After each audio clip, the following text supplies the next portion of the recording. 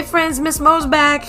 So we just read Matter Fragment Particle, the intro, and there was so much stuff going on. We've got Frank having whoopy lightning sounds and sirens and hoping for ashes and heat and smoke and blowing up things, and his friend Watson was thinking, what's going on? I don't know what this is happening. And he's just being a good friend to his friend Frank.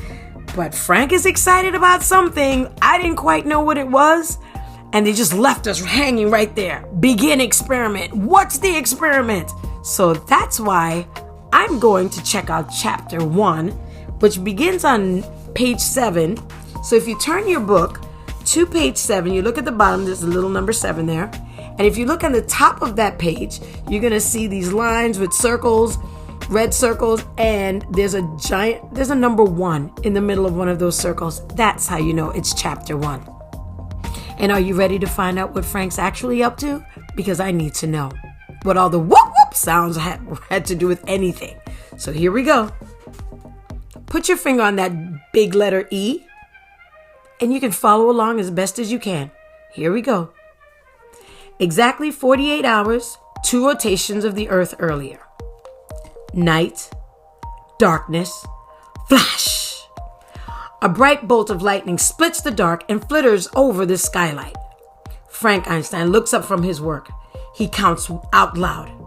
1001, 1002, 1003, 1004, 1005. Boom! The sound wave vibration of the thunder rattles the old iron-framed windows of Frank's workshop and science laboratory. Turn the page. 5 seconds between light and sound for every mile. 1 mile away, Frank calculates, using the difference between the almost instant speed of light and the much slower speed of sound. Right on time. Are you sure this will work? Asks Watson, pulling on long yellow rubber dishwashing gloves to protect himself. Because man, this seems pure crazy. It's perfect, Frank answers. Perfect my mom and dad are gone again and on one of their travel hotspot trips. Perfect Grandpa Al let me set up my lab in his garage and use all his great repair shop junk. And perfect, we can use this lightning to supercharge my smart bot to life and win the Midville Science Prize. Lightning flashes. Thunder booms. That 100,000 cash prize will pay off all Grandpa Al's bills. And the smart bot will help us invent anything else we want. Frank secures the final copper wire in his smartbot's brain. What could go wrong? Well, remember that time when we were making race cars? Frank holds out his hand like a doctor in an operating room. Vacuum switch! And you bolted the jet engine onto the baby stroller GPS unit? And you decided it would be more fuel efficient without the brakes? Skull piece!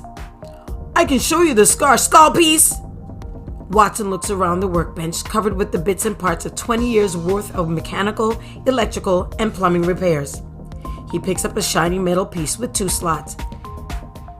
You mean this toaster thing? Flash!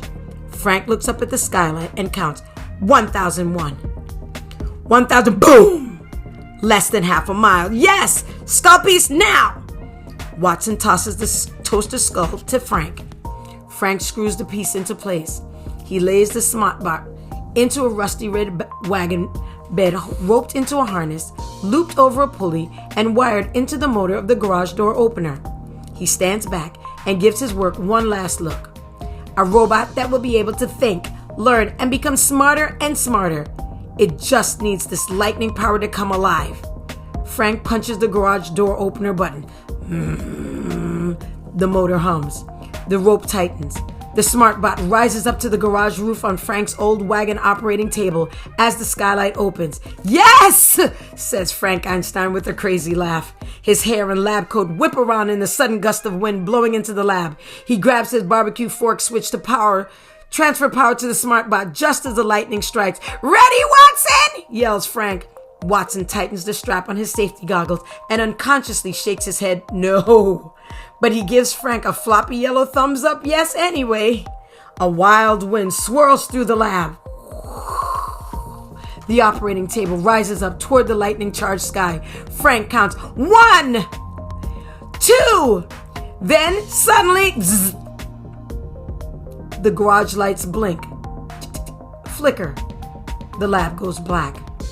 Frank hears Watson yell, "Oh no!"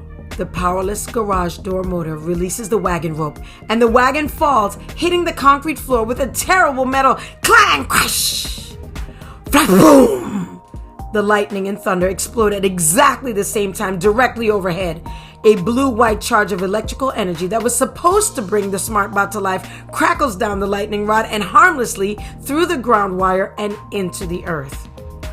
In the storm's strobing light, Frank and Watson see a series of snapshot images.